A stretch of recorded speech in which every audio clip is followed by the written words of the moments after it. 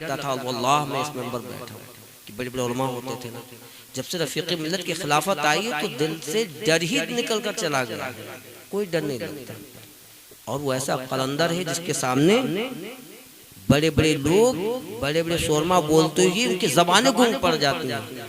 रफीक मिल्लत ऐसे कलंदर हैं जिनके सामने लोग बोलने वालों की बोलतियां बंद हो जाती हैं।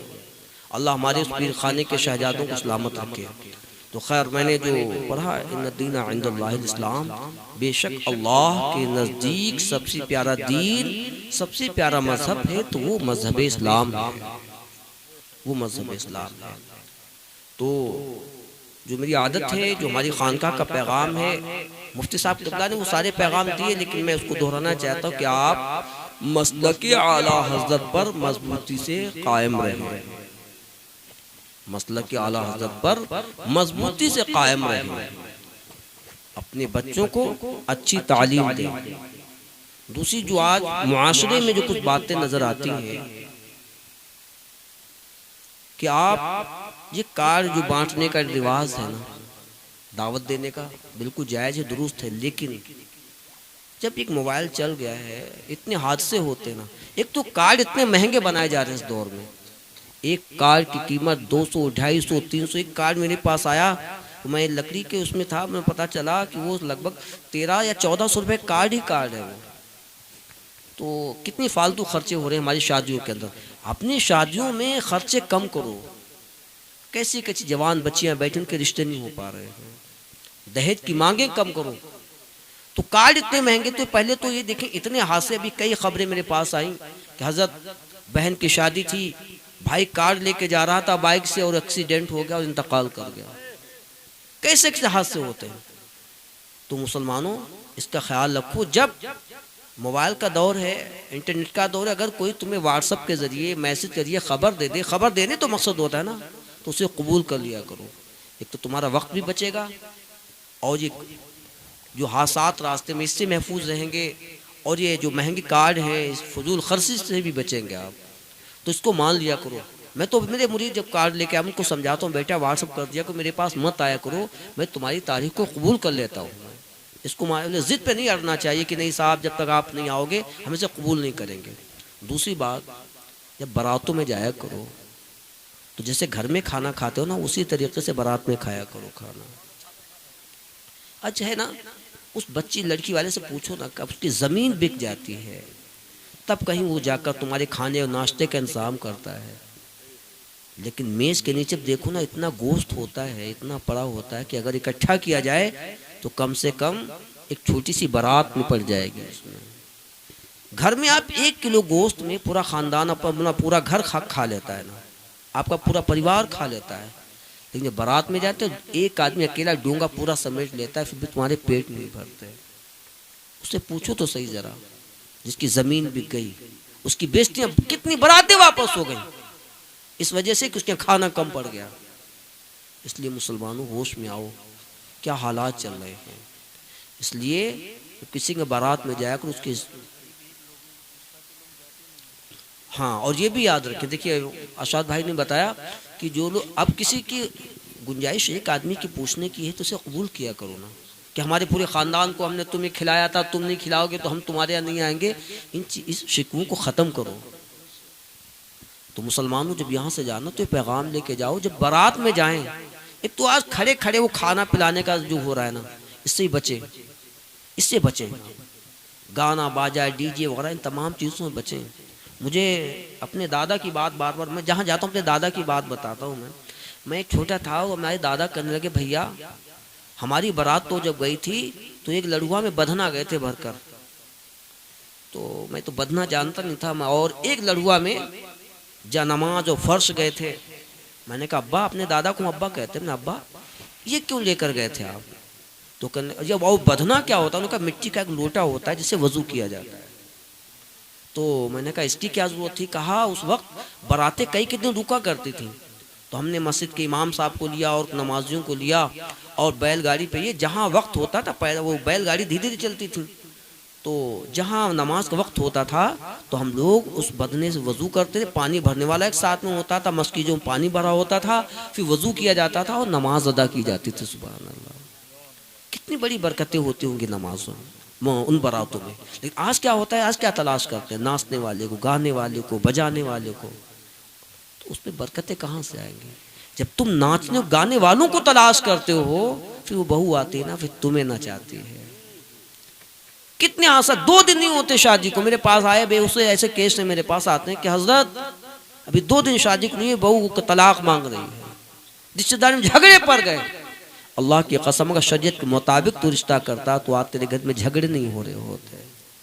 इसलिए मुसलमानों, नाचने गाने वालों को तलाश न करेंगे। जब तुम्हें बारात ले जाना हो तो आशा जैसे बरकाती को बुलाओ, उनसे को तुम नाते नबी सुनाओ, उसके बाद हम बारात को लेके जाएंगे। कारी साहब जैसे कारी कुरान को तलाश करो, उनसे कुरान की तिलावत कराओ, उसके बारात लेकर जाओ। अल्लाह की कसम, फिर वो जो आएगी वो रहमत बनकर आएगी तेरे घर में। तो मुसलमानों, इस चीज़ का भी रिवाज ख़त्म करो।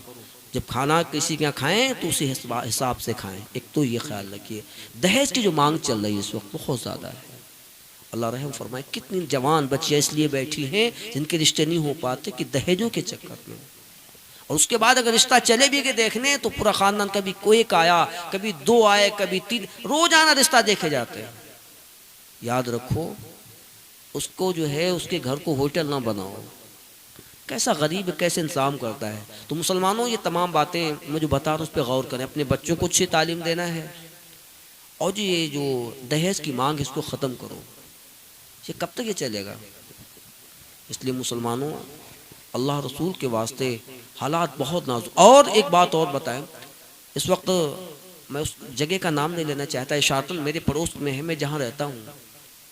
एक बस्ती के लोग आए, 7 अफराद, और 7 ने बताया कि हमारी घर से बच्चियां गैर मुस्लिमों के साथ 7 चली गई। इसकी वजह जानते क्या है? दीन की तालीम। एक ही बस्ती की, और बस्ती ज़्यादा बड़ी नहीं है, उसमें तादाद मुसलमानों की बहुत थोड़ी है। वहाँ के हालात जब देखे तो दिल, कलेजा मुंह को आता है। जब बच्चियां जवान हो जाएं तो उनके निकाह कर दो। जब मामला दोनों तरफ से है, बेटी वाला भी तलाश, जानते हो क्या करता है कि हमें लखपति मिल जाए तभी हम निकाह करेंगे। अगर कोई अच्छा, याद रखना, लखपति अगर है वो दहेज का मांगता है तो उससे रिश्ता न करना, रिश्ते वाले से रिश्ता कर देना। वो तुम्हारी लड़की को अच्छे से रखेगा, वो खुद भिखारी, तुम्हारी बच्ची को कैसे अच्छा रखेगा। इसलिए अपनी बच्चियां जवान हो जाएं, बालिग हो जाएं, अपने बच्चों के रिश्ते कर दो। अगर उनसे कोई गुनाह सरजद होता है तो उसका वबाल, उसका अजाब माँ बाप को भी झेलना है, याद रखिएगा। माँ बाप से पूछा जाएगा, जब ये बालिग हुए थे तुमने शादी क्यों नहीं की थी? कहते ना लोग, साहब बच्चा पैरों पे खड़ा हो जाएगा ना तब हम शादी करेंगे। रिस्क तेरा काम नहीं देने का। अल्लाह के रसूल इरशाद फरमाते, घर में गुर्बत आए तो अपने बच्चों की शादी कर दो, कारोबार अपने आप चलने लगेगा। सुभान अल्लाह। रिस्क तुम देने वाले नहीं। इसलिए जब बच्चे जवान हो, बच्चियां जवान हो, उनके लिए अच्छे रिश्ते कर दो तलाश करके, दीनदार। और हमारी खानका की बात है, वो शायद बुरी लगे आप लोगों को, लेकिन शाम बरकाती तो बुरी लगने नहीं चाहिए। हमारी खानका में कहा गया था, अगर तुम्हें कोई अच्छा मुसलमान हो, बरादरी भी खत्म कर दो। अब गैरों के साथ जा रही ना लड़कियां, उससे बेहतर है बरादरी खत्म करो। अगर कोई मुसलमान अच्छा लड़का मिल जाए वही रिश्ता कर दो। ये 2-3 साल पहले मुहर्रम में ऐलान हुआ था, और ऐलान नहीं हुआ, सिर्फ ऐलान ही नहीं, हमारे मुहर्रम में बहुत से रिश्ते ऐसे हो चुके हैं माशाल्लाह, और शुरुआत भी करी बरकातियों ने। तो ये तमाम बातों पे गौर करो मुसलमानों, क्या हालत है। आज कोई बरादरी के ऊपर लड़ रहा है, कोई ज़ात के ऊपर लड़ रहा है। और बेखुसूस मैं अपने उलमा से भी जाओ, जहाँ जहाँ मेरी आवाज़ें जा रही हैं, हमारा काम है कौम को अच्छी हिदायत देना। हम जब आपस में लड़ते हैं ना तो फिर उससे कौम में बहुत ज़्यादा नुकसान खसारा हो रहा है। हमारे उलमा को चाहिए कि हमें इत्तफाक इत्तिहाद के साथ रहना चाहिए। होता क्या है, क्या सिर्फ इसलिए झगड़े हो रहे हैं कि इस्तिहार में हमारा नाम छोटा हो गया, हमारा नाम नीचे हो गया, उनका ऊपर हो गया। आए दिन मेरे पास में देखता हूँ कई इस्तिहार बार बार बदले जाते हैं। अभी भी बस अभी 2-4 मिनट की बात है, अभी मेरे पास एक इस्तिहार आया कि हजरत ये पहले इस्तिहार था, ये अब इस्तिहार बन गया। ये क्यों झगड़ते हो इस्तिहार के? जब अल्लाह इज्जत देगा ना तो तुइज़्ज़ु मन तशा व तुज़िल्लु मन तशा। इस्तिहारों से इज्जत नहीं बढ़ेगी, इज्जत देने वाली ज़ात तो रब की है। आज इसी बात पे झगड़े हो रहे हैं कि साहब हमारा नाम छोटा हो गया, उसका बड़ा हो गया, हजरत साहब का नाम छोटा हो गया, पीर साहब का नाम छोटा हो गया। यकीन जाने मुझे कभी ये शौक नहीं है। वो मुरीद जरूर करते होंगे आपस में, मेरी मोहब्बत करने वाले, मैंने उनको भी समझाया। और मुझसे भी कहा गया इस कुकरा के बारे में, मैं आप ऐलान करो, रिकॉर्ड नहीं करिए, सुनाइए उन्हें जिन लोगों ने उन तक पहुंचे कि साहब हजरत तो जब देखो कुकरा नजर आते हैं। यकीन जाने जितने प्रोग्राम होते हैं, क्या मैंने कभी तुम लोगों से नजराने की पेशकश की है? बताइए पहले। मैं जब चलता हूँ ना तो अपनी गाड़ी में तेल 5-6 हज़ार का डला के चलता हूँ, और कभी किसी नजराने पे नहीं जाता। सिर्फ ये लगता है कि हमारे हैं, हमें बुला रहे हैं, हमें जाना चाहिए। अभी एक साहब ने कहा हज़रत वो छोटे छोटे प्रोग्राम में आप चले जाते हैं। आपको बता रहा हूँ इस तरीके की बातें, अल्लाह हिदायत फरमाए। कोई छोटा प्रोग्राम, जहां नबी का जिक्र हो वही तो सबसे बड़ा प्रोग्राम होता है।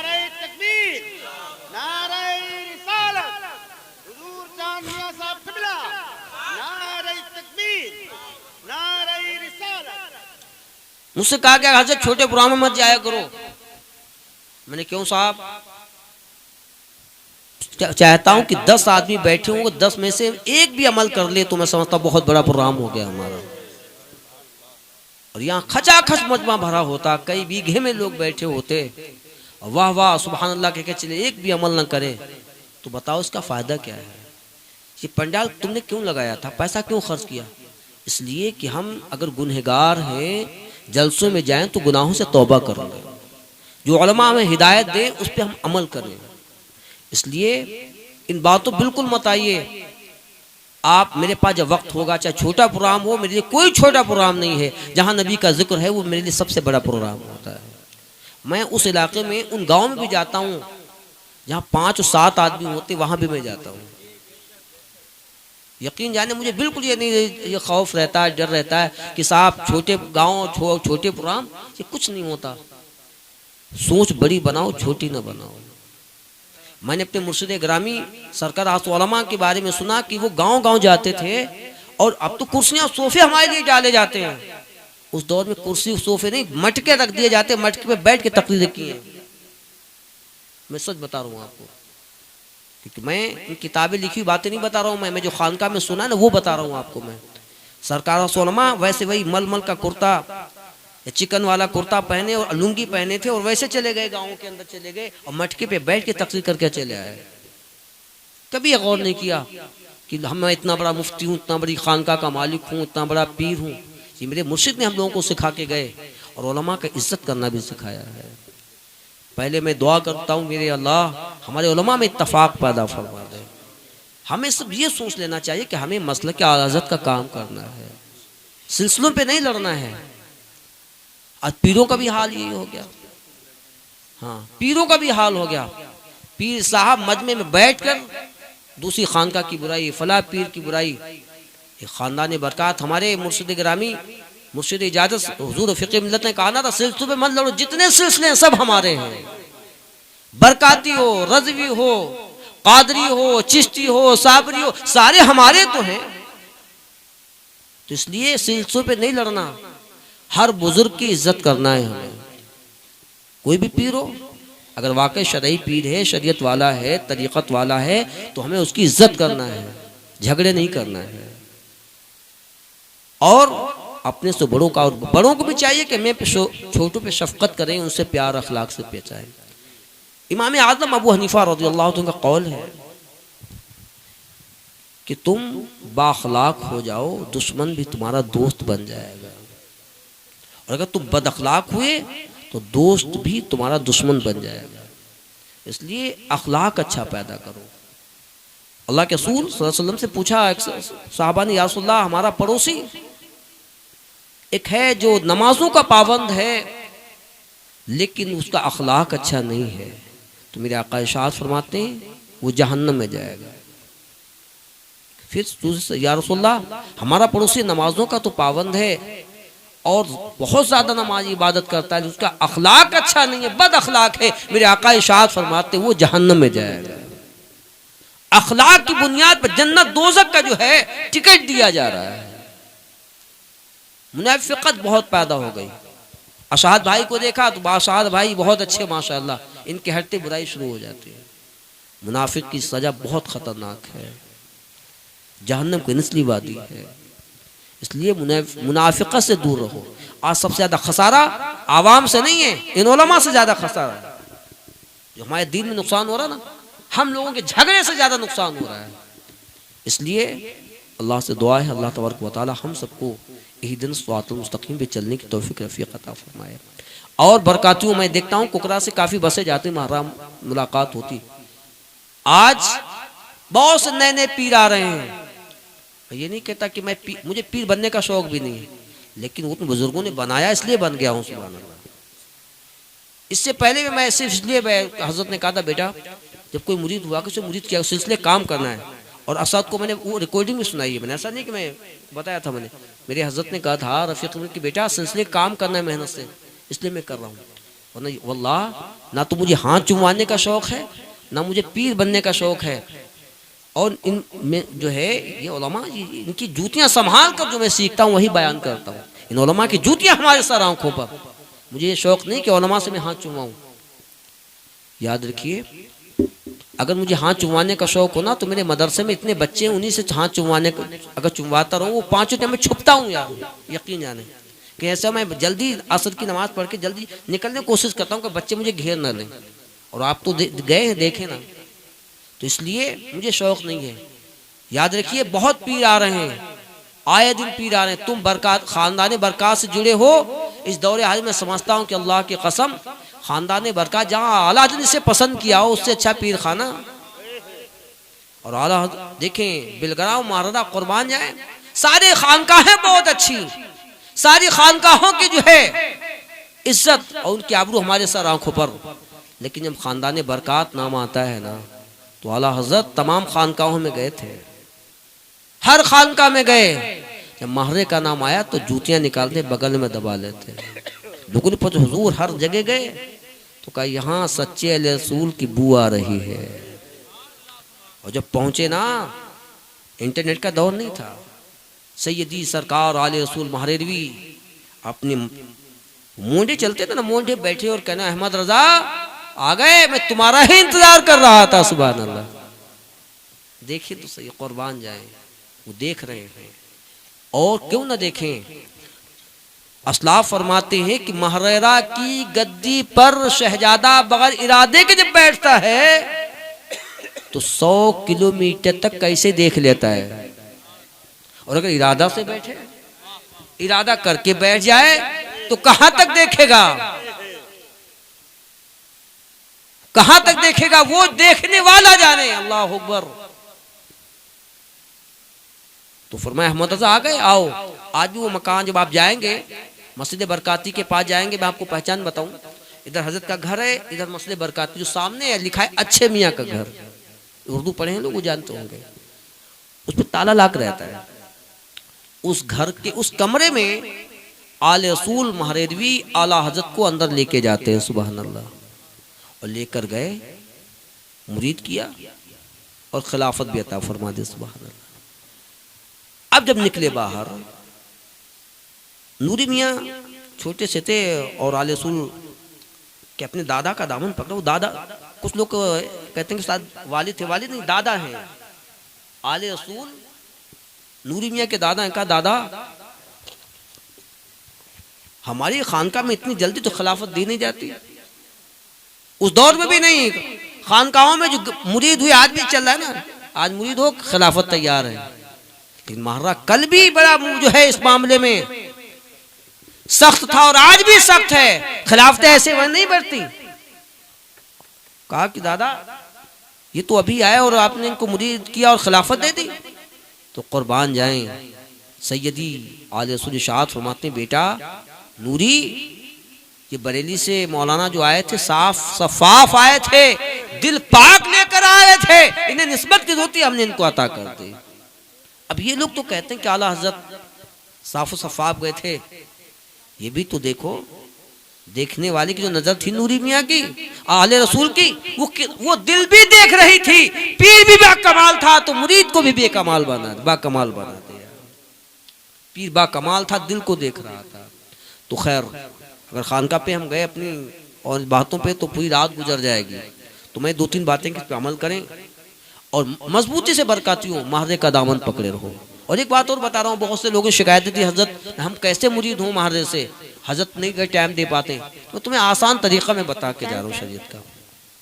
वैसे तो इंशाल्लाह हजरत मुरीद करते ही माहरे में, अगर दिल में तसव्वुर भी कर लो ना सच्चे दिल से दुरूद पढ़कर कि मैं अमीन मिल्लत का मुरीद हूँ और फ़िक़्ह मिल्लत का मुरीद हूँ, तो यकीन जाने वो तुम्हें अपनी मुरीदी में कबूल फरमा लेंगे। भटकने की तुम्हें ज़रूरत नहीं है। अल्लाह तबारक व तआला हमें सच्चा पक्का बरकाती बनाए और हमें मसलक के आला हज़रत पर मजबूती से कायम दायम रहे। तौफीक।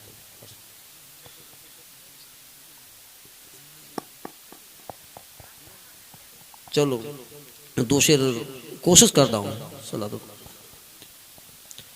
ज़मीनो ज़मा तुम्हारे लिए, मकीनो मकान तुम्हारे लिए, चुनीनो चुना तुम्हारे लिए, बने 2 जहां तुम्हारे लिए। दहन में ज़बा तुम्हारे लिए, बदन में जान तुम्हारे लिए या रसूलल्लाह। दहन में ज़बा तुम्हारे लिए, बदन में जान तुम्हारे लिए, हम आए यहाँ तुम्हारे लिए, उठे भी वहाँ तुम्हारे लिए। हम आए यहाँ तुम्हारे लिए, उठे भी वहाँ तुम्हारे लिए। खलीलो नजी मसीहो सफ़ी सभी से कहीं तो बनी। खलीलो नजी मसीहो सफ़ी सभी से कहीं तो बनी। ये बेखबरी के खल्क फिरी कहाँ से कहाँ तुम्हारे लिए। वाह वाह वाह वाह। और बकते का शेर, सबा वो चले वाह वाह कि बाग फले, वो फूल खिले कि दिन हो भले। सबा वो चले कि बाग फले, वो फूल खिले कि दिन हो भले। सबा वो चले कि बाग फले, वो फूल खिले कि दिन हो भले। लिवा के तले सना में खुले, रज़ा की सबा तुम्हारे लिए। ज़मीनो ज़मा तुम्हारे लिए, मकीनो मकान तुम्हारे। माशाअल्लाह माशाअल्लाह। रुक जाइए अभी उस्ताद।